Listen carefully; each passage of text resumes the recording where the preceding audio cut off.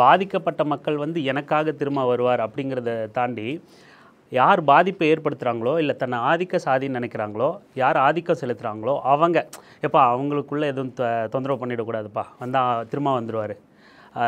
அதாவது அந்த கும்பல் வந்துடும். அவங்க மொழியில் என்ன வேணால் பேசலாம். கட்ட பஞ்சாயத்து பண்ண வந்துடுவாங்க, அந்த கும்பல் வந்துடும், இவங்கெல்லாம் ஒன்று கூடிடுவாங்க அப்படிங்கிற என்ன வார்த்தையில் வேணால் பேசலாம்.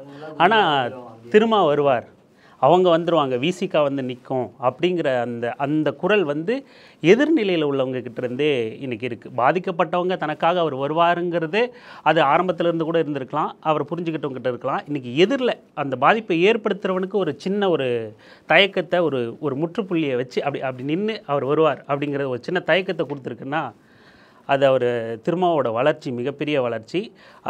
யாருக்கு எங்கன்னாலும் அவர் வந்து நிற்பார் அப்படிங்கிற ஒரு சின்ன அச்சுறுத்தலை எதிரிகள் கிட்ட, அதாவது ஆதிக்க செலுத்துகிறவங்க கிட்ட அண்ணன் திருமா வந்து உருவாக்கியிருக்கார்.